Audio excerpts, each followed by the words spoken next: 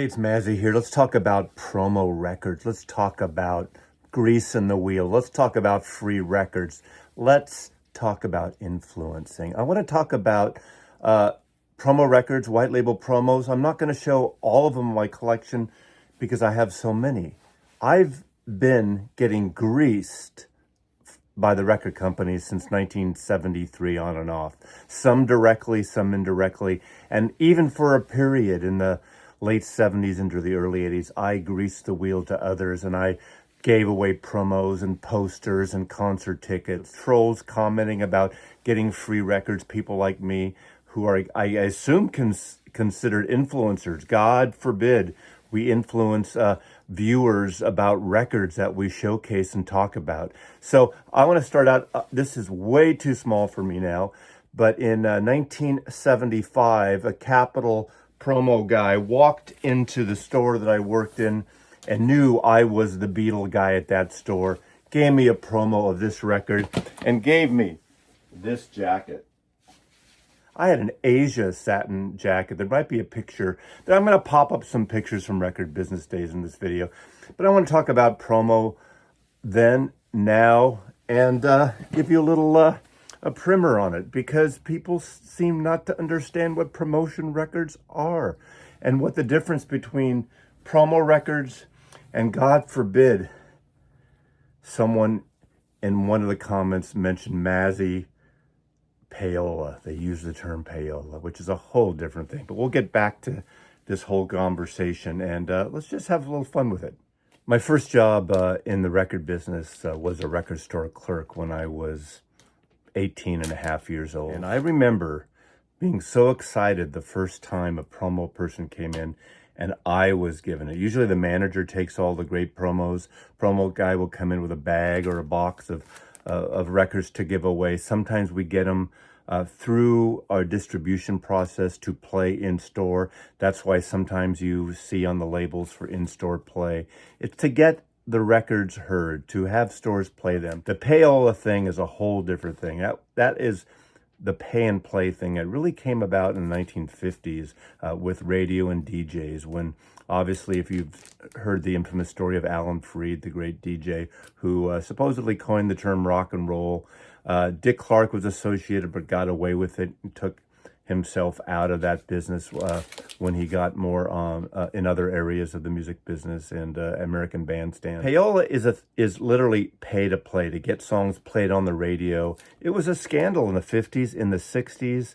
There's a lot of mob-based record companies. Roulette is a good example. Tommy James and the Shondells. I want to talk about promo records, white label promos, and just my experience. But again, in 1973, that first store job, when the promo man came in the store, this was the very first promo record I got. I love when in the early 70s, Warner Brothers came up with this pink label. To me, Warner Brothers had the greatest of all of them.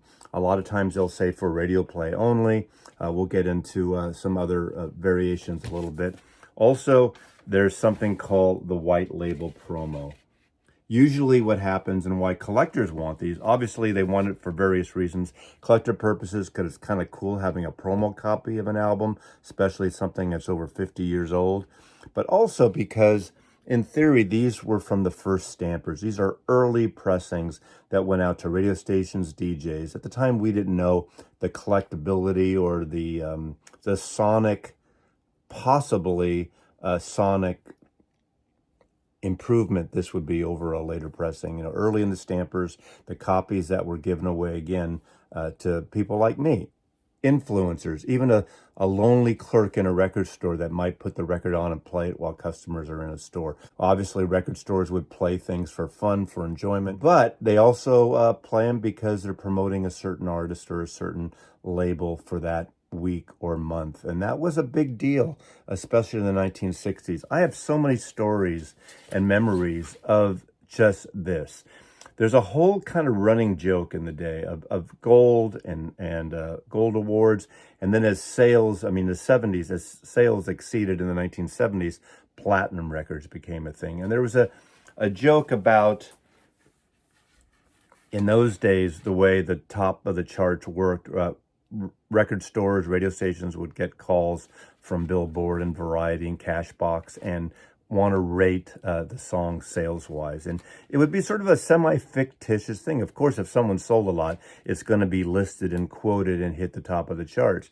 But there is a little bit of that, I hate to say pay to play, but influence of getting your song in the top 5 or the top 10 listed from a record store or a radio station, told to the caller from the various trade magazines. So there would be the joke of a record ships gold, returns platinum. And if I have to explain that to you, look it up and try to understand what that industry joke is about. One of my favorite stories was when this album came out, Passion Play.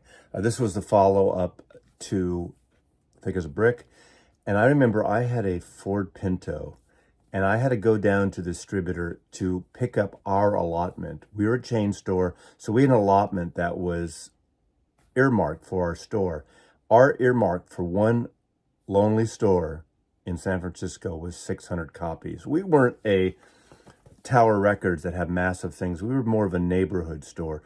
I had to put 600 copies of this in the back of my Pinto, and my car was really literally down. So 600 copies of this at the end of the month or 6-week period of the sales push on this. I think we returned maybe 520 copies or so. I think we sold maybe 80 copies in that month and a half period. Not as a successful album. To this day, I have sort of a love-hate relationship. In fact, more of a hate. These are some of the cover slicks that we would get promoting the record.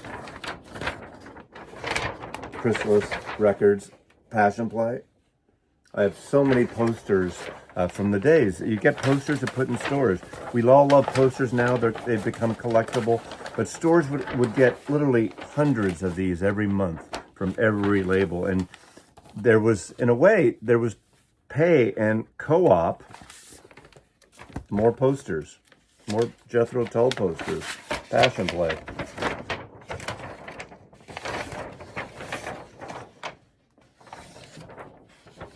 In 1974, this was a promo. I didn't know who Kraftwerk was.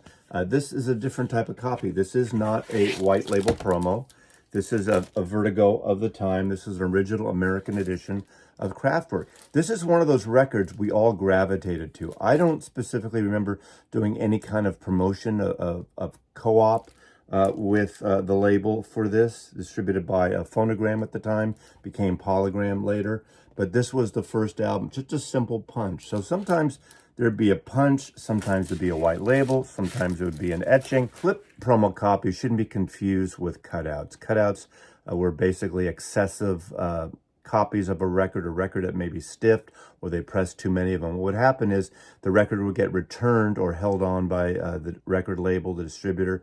They'd be clipped and they'd be sent at a discount. There were times when we would have the same record at full retail price in the bins, and we'd get a selection of 10 or 20 copies of a cutout thing. And so the reason they were clipped is so the record store, the retailer, could not send back a cutout for the full retail wholesale price of the record. Are you with me now? It is a little confusing. Cut to 1975. I had a manager, Vernon, at a record factory. Record Factory was a Northern California, more of a hipper chain than the Warehouse. And I moved over, worked for that in the inner Sunset District of San Francisco by Golden Gate Park. And my boss, Vernon, was really into country and country rock music. And he hired me because I said I liked the Byrds and the Burrito Brothers. And I was getting into Graham Parsons around that time as well. And in 1975, the Warner Brothers promo guy came in. And of course, the manager always gets first dibs on anything. And obviously the promo guys couldn't give records, free records, to everyone who worked at the store. But Vernon, I remember, got this record. This is obviously the first record by Emmylou Harris. And I didn't know who Emmylou Harris was. I didn't realize she's the singer on the Graham Parsons, the 2 Graham Parsons albums that Graham brought her in and sang. For some reason, I didn't make the connection. So Vernon, in such a nice way, asked the promo guy, can I have a copy of this record? Do you have another one in there that I could give Maslov? And this is that copy. I adore this debut from Emmylou Harris. This is not a white label promo. This is a standard promo. So sometimes they would just put the sticker on regular copies, usually early editions. It depends when you get it. 1976, the year I saw Joni Mitchell play at the Last Waltz. I got this copy. This is a wonderful sounding record. Hejera is one of my favorite albums by Joni Mitchell when she starts getting a little into that jazz sound, and just a really moody, wonderful songs. Obviously the song Coyote here. This is a amazing copy with these great photographs by Norman Seeff, and it's one of those beautiful, simple white label promos. Sometimes they say not for sale, sometimes they don't. Again, not all promos are white label, vice versa, and sometimes just a standard copy that they'll slap a sticker on and give away free. That's so basically so people can't resell them. So store clerks can't resell them. Capitol is one of the labels that would just do the simple hole punch. You can see that right there. They weren't white label. This is the Klaatu record I got. This was that mysterious band that, oh my God, is that the Beatles? Is calling occupants of interplanetary craft the Beatles? It's amazing that the Carpenters covered the song, had a hit on it. But this is a copy with a press kit. Had the press kit from Capitol to the journalist. Now, I'm not a journalist, but it's sent to stores as well. You know, that is the whole thing now. Who is a journalist?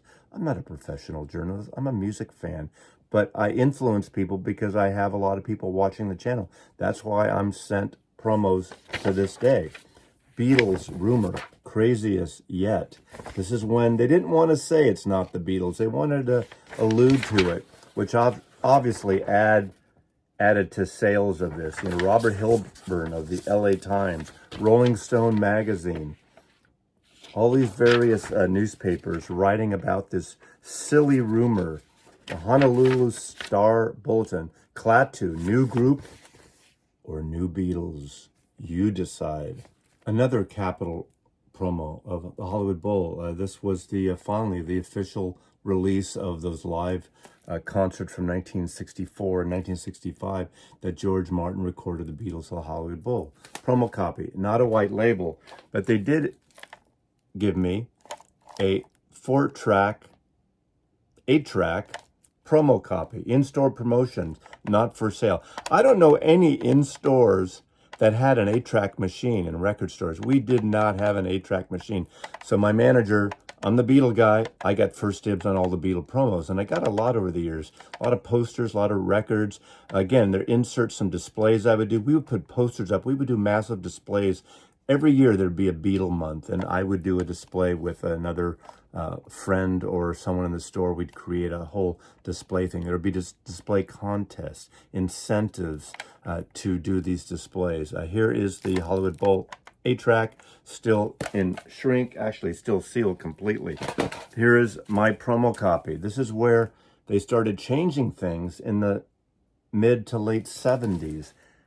For promotion only, ownership reserved by CBS, sale is unlawful. There was a little bit of a drama. There was drama that promo people were selling promos. Record companies, record promo guys would go into used record shops and sell a box of a promo. I don't know necessarily they would send Ringo Bad Boy, one of his worst albums ever. But that's the thing. They started changing the labeling of promo copies. Selling promos was a scandal. There were people that who worked for labels that would sell boxes of promos rather than giving them away, giving to stores and radio stations. They'd sell them to used record stores for a little extra cash and stuff, and that was definitely a no-no. There were many scandals within that. I don't ever recall anyone getting fired. I'm sure it's possible, but that's when they started changing the wording on these records that it's unlawful. It's not only with promo copies and white label promos and stamp promos of the actual album. They would do limited editions or samplers or interview records. Here's one, Elvis Costello, Almost Blue. Elvis introduces his favorite country songs. This is from the Almost Blue album. So you have the songs with Elvis introducing each song. You know, this isn't the best listen after you listen to it once or twice to get a take on it. You want the proper album. It doesn't have the normal cover. Sometimes you get a early pressing, an early listen to a record in a blank white or black cover. That was common too, before you had the cover art, before the edition was made. Here's another one. This is the Jukes at the bottom line, Southside Johnny and the Asbury Jukes. Of course, on Epic Records, they were sort of that parallel thing since Bruce Springsteen was famous. Again, come from the Asbury Park scene, more of a funky, soulful, white soul band. Great live. Epic, Columbia put a lot of promotion into. We had showcases, saw them at clubs for free in San Francisco. We'd get drink tabs, and this is the way Columbia would do their promos. You'd see a lot of this on Columbia, where it would list the suggested tracks, so a program director and a DJ could literally check off the songs they wanted to play. A lot of these got played. I know KSAN in San Francisco, KSAN Radio, was a big Southside Johnny pusher of his music, and very, very backing this artist. So this live record would get played a lot. Nobody could buy it. You couldn't buy it, but it would get played a lot. This is my copy, and this is a white label promo, and it includes, again, a press release, what this is about, from someone from the label, from Southside Johnny, from his people. Here is that beautiful Columbia white label promo demonstration, not for sale. Here's another one, the Back It Up Nils Lofgren live bootleg. Now, this was kind of sad because this was getting a lot of airplay in certain cities around the country on FM radio, on long form radio, AOR radio was probably called at the time. I think this was from 1976, recorded in 1975 and then issued soon after. This was A&M's screw up. A&M Records put this out like this, and it got a lot of play. Remember, this is around the time Frampton Comes Alive, that great, huge live album by Peter Frampton. All the radio people that I knew, and record store people, we wanted this out. We thought this should be a proper release. This is a fantastic record. Again, another white kind of promo. It doesn't say promo, but it's made to be like a bootleg, like a live bootleg, but this never came out.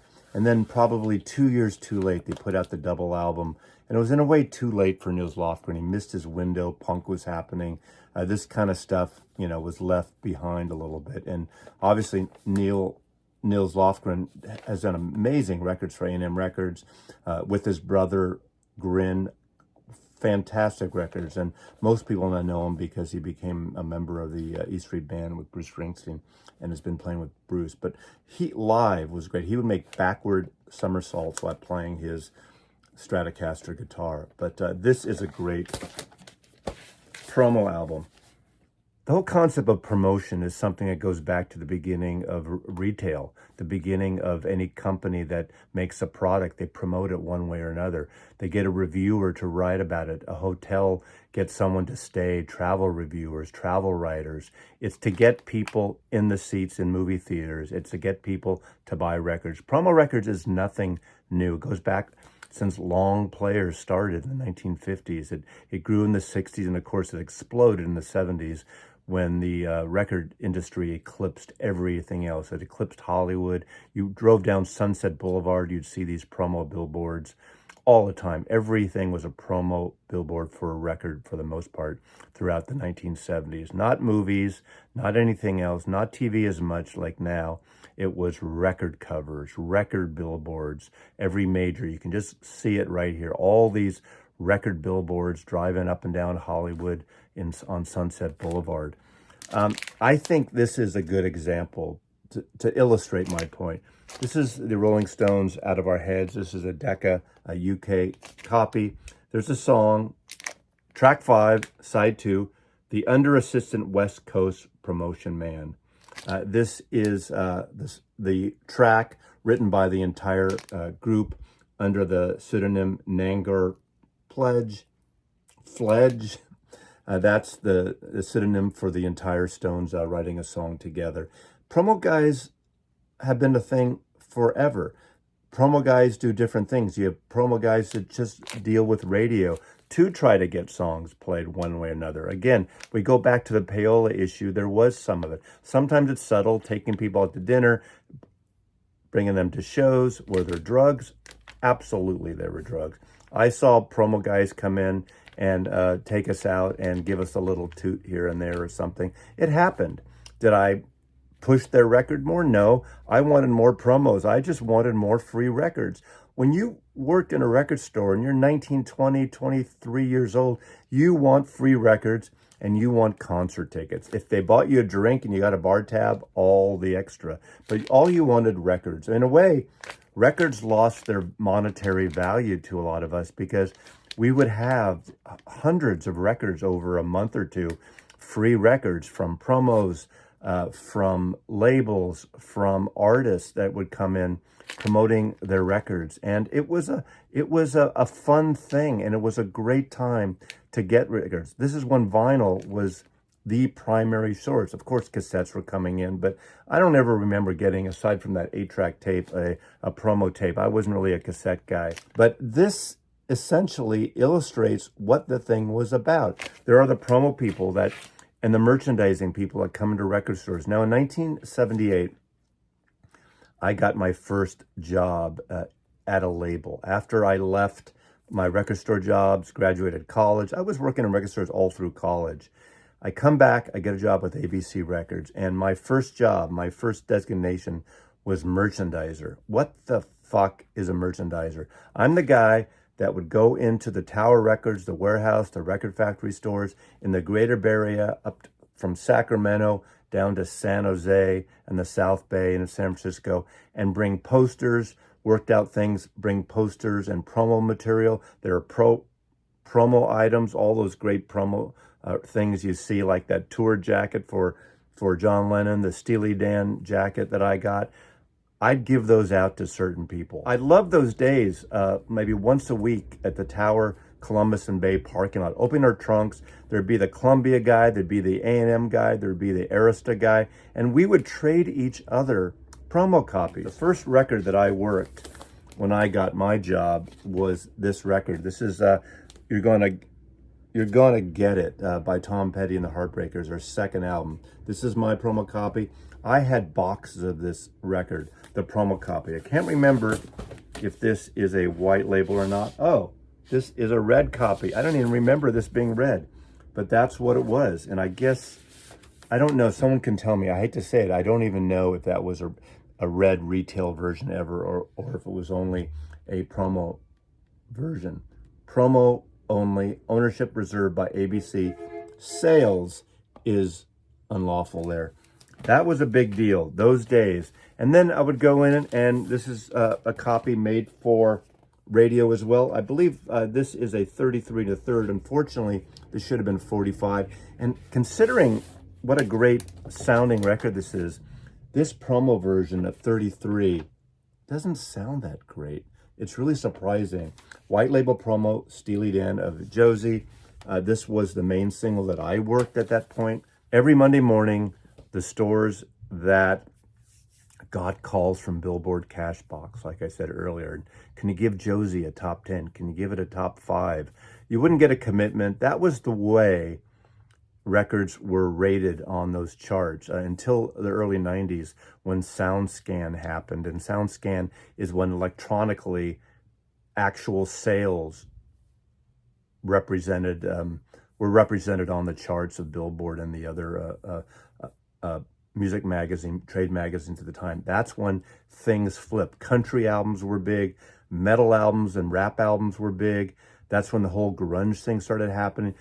They realized that just the shit that we were pushing wasn't necessarily the real shit that was selling. That changed everything. And then there was my friends at WEA, Warner Electric Atlantic, in the 77 and 78. I got tickets to see this band at the old Waldorf. There's a bootleg now. No, there's a record store day that came out some years ago. I was at that show. This was my promo copy, my white label promo copy of the first Television album. Loved them so much. Next year, the electric guy gave me this. Everything comes full circle. 50 years later, 40 years later, 45 years later, this is the only Rhino hi-fi I was given for free.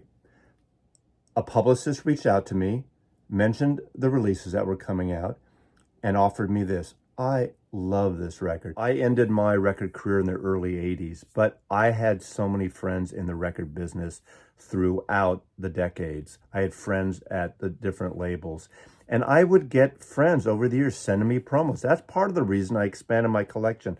My guess is there's probably 1,000 to 1 or 2,000 records here that I got free one way or another promotionally. Let me get back to this channel and getting free records, the concept of getting free records. Some people seem to be upset by it. Some people seem to maybe be jealous by it. There's a reason labels and artists send people like me records, because we showcase the music. We're not getting paid. Now, I hate to sound defensive, because there's been videos going around, these little shorts and things of people doing videos how I get paid, pay for play. That's not a thing. I've never gotten a dime from any label. And if I did, and if I ever do get paid to do any kind of promotion, I'm obligated from YouTube rules to let you know. Whenever you see other channels, not music channels really, it doesn't really happen in the vinyl community, music community, when they're showcased and they're sponsored, they show you that they're sponsored by this electronics company. They show that they're sponsored by this insurance company. They show you they're sponsored by this hotel chain or something. They're required to do that. That's not an uncommon thing. It's been the last couple years that I've been getting some free records. The Lennon Estate reached out to me. I got an email once from the Lennon Estate, from Yoko Ono's office. I got a copy of this sent with this note. A wonderful little note, printed, signed, I should say. Now I'm getting records. The last, year and a half, I've been getting records from some labels for Record Store Day. Usually it says promo. There's a good example like that. It's written in where the limited number edition should be. And I will tell you if it's a promo. Usually there's a press release about the record. I will share it. Now, these two, I pull these because I friggin' love these. But there were several, if you watch those jazz videos, there were a couple that I didn't really love that much. And I said so. And lastly, I want to thank Ivan in Alaska. Ivan is a viewer who has purchased some of Dizzy's collection, some auction things. And he sent me a beautiful note with a couple records and a jar of something. I haven't looked at the consistency of it. Looks like it's a homemade something, jam or honey, or I didn't look at it yet, Ivan. But he sent me this KBC Kaladi Brothers coffee. Now, French roast. I'm a huge coffee guy.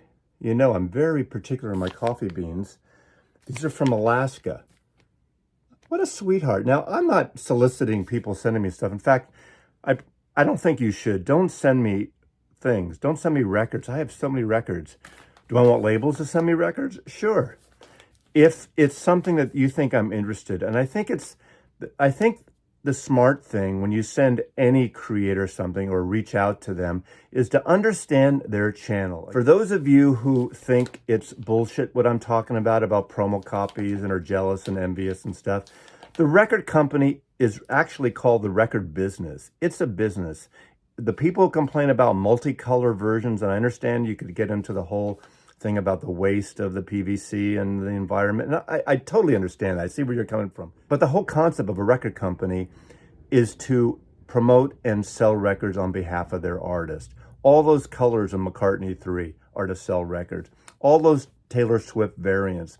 You know, you could pick on them. Is that necessarily? I don't think it's necessary. You know, but they do variants for local retailers, the Record Store Day stuff that comes out.